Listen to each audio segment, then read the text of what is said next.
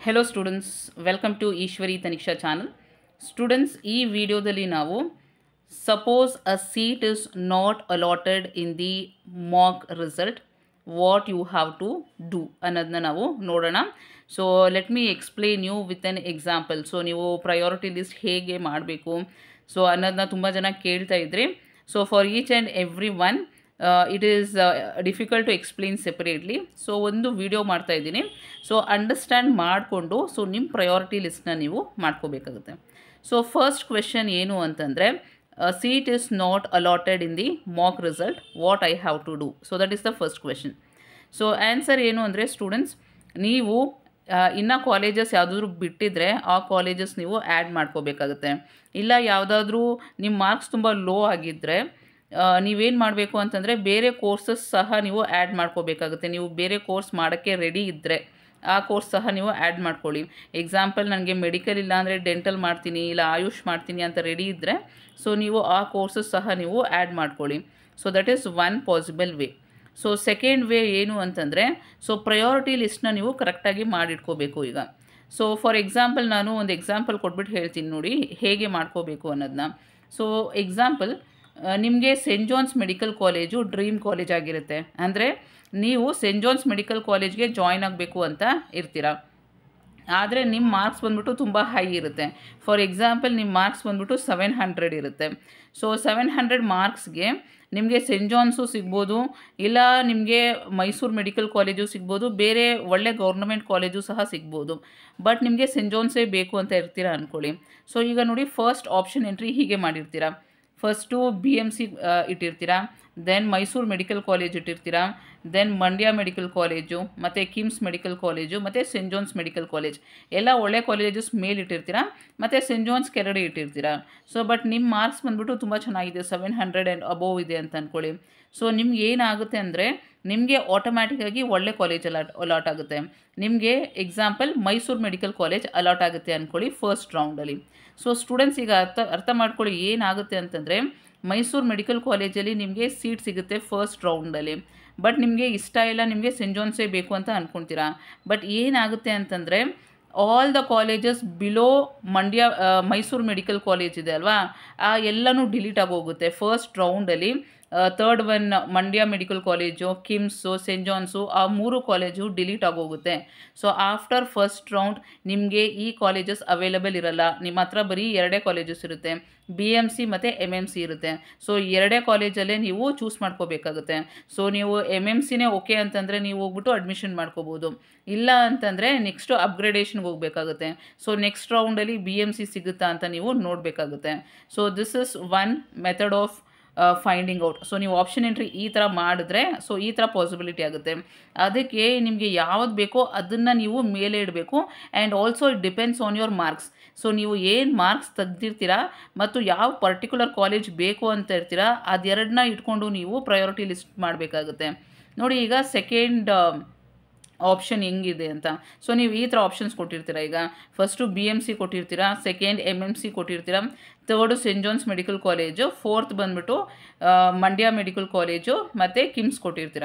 ಮತ್ತು ನಿಮ್ಮ dream college scent ಜಾನ್ಸೇ ಆಗಿರುತ್ತೆ ಅಂದ್ಕೊಳ್ಳಿ. ಸೊ ಈಗ ಸೆಂಟ್ ಜಾನ್ಸ್ ಅಲಾಟ್ ಆಗುತ್ತೆ.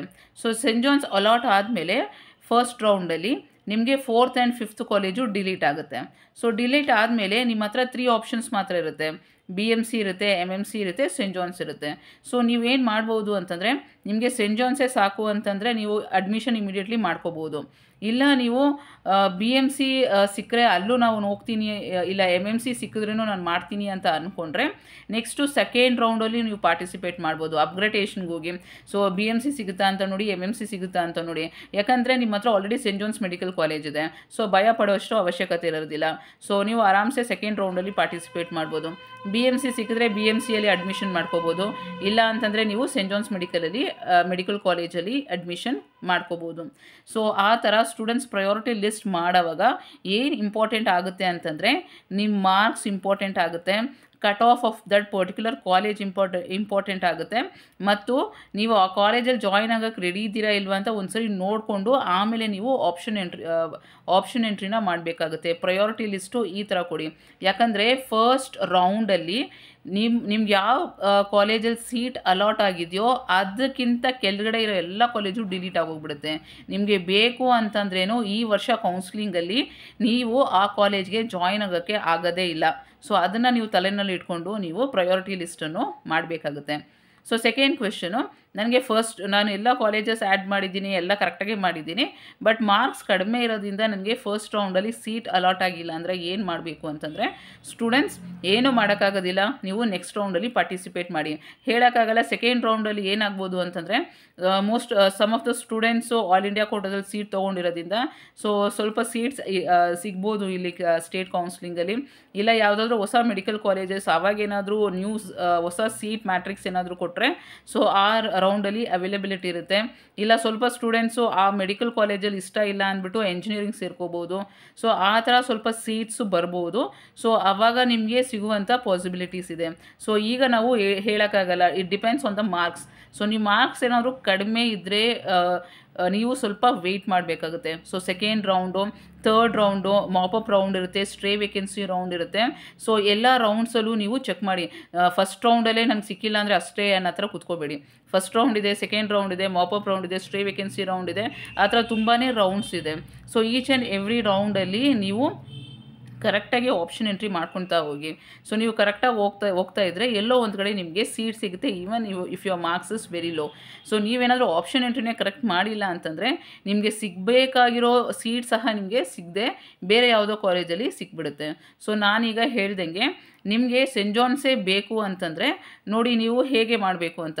ಸೊ ಸೆಂಟ್ ಜಾನ್ಸ್ನ ಮಧ್ಯದಲ್ಲಿಟ್ಟು ಮೇಲೆ ಒಳ್ಳೆ ಕಾಲೇಜಸ್, ಎಕ್ಸಾಂಪಲ್ BMC MMC ಅಂತ ಕಾಲೇಜಸ್ ಇಟ್ಕೊಳ್ಳಿ. ಸೊ ಅದು ಸಿಕ್ಕರೂ ಹೋಗ್ಬೋದು ಅನ್ನೋ ಥರ ಪಾಸಿಬಿಲಿಟಿ ಇದ್ದರೆ. ಇಲ್ಲ ನೀವು ಸೆಂಟ್ ಜಾನ್ಸ್ ಬಿಟ್ಟರೆ ನಾನು ಇನ್ನೂ ಯಾವುದೂ ಜಾಯ್ನೇ ಆಗೋದಿಲ್ಲ ಅಂತಂದರೆ ಆ ಕಾಲೇಜ್ನೇ ನೀವು ಫಸ್ಟ್ ಆಪ್ಷನಲ್ಲಿ ಇಡ್ಬೋದು. So this is how you have to make your priority list.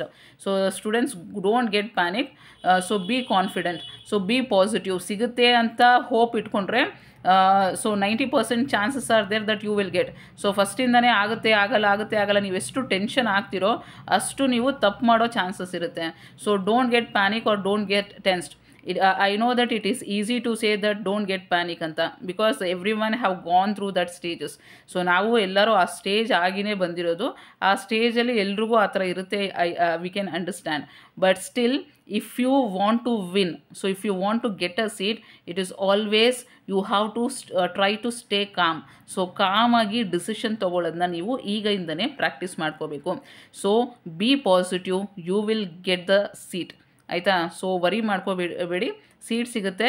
ಆರಾಮಾಗಿ ಕೌನ್ಸ್ಲಿಂಗಲ್ಲಿ ಪಾರ್ಟಿಸಿಪೇಟ್ ಮಾಡಿ. ಆಪ್ಷನ್ ಎಂಟ್ರಿನ ಫಸ್ಟು ಕರೆಕ್ಟಾಗಿ ಮಾಡಿ. ಬಿಕಾಸ್ ನಾಳೆ ಫಸ್ಟ್ ರೌಂಡ್ ರಿಸಲ್ಟ್ ಆದಮೇಲೆ ನಿಮಗೆ ಯಾವುದೇ ಚೇಂಜಸ್ ಮಾಡೋಕ್ಕಾಗೋದಿಲ್ಲ. ನಿಮ್ಗೇನಾದ್ರು ಸೀಟ್ ಅಲಾಟ್ ಆಗೋಯ್ತು ಅಂತಂದರೆ ಕೆಳಗಡೆ ಇರೋ ಕಾಲೇಜಸ್ ಎಲ್ಲ ಡಿಲೀಟ್ ಆಗೋಗ್ಬಿಡುತ್ತೆ. ಮತ್ತು ನಿಮಗೆ ಆ ಕಾಲೇಜಸ್ಸು ಈ ವರ್ಷ ಸಿಗೋದಿಲ್ಲ. So keeping that in mind, make your option entry. So ನಾನು ಫಸ್ಟ್ ರೌಂಡ್ ಹೇಗೆ ಚಾಯ್ಸ್ ಫಿಲ್ ಮಾಡೋದು, ಯಾವ ಚಾಯ್ಸಸ್ನ ಸೆಲೆಕ್ಟ್ ಮಾಡಬೇಕು if you get a seat ಅನ್ನೋದನ್ನ ನಾನು ನೆಕ್ಸ್ಟ್ ವೀಡಿಯೋದಲ್ಲಿ ಮಾಡಿರ್ತೀನಿ. ಎಲ್ಲ ಡೀಟೇಲ್ಸು ಕರೆಕ್ಟಾಗಿ ತಿಳ್ಕೊಂಡು ಕೌನ್ಸ್ಲಿಂಗಲ್ಲಿ ಪಾರ್ಟಿಸಿಪೇಟ್ ಮಾಡಿ. All the very best students.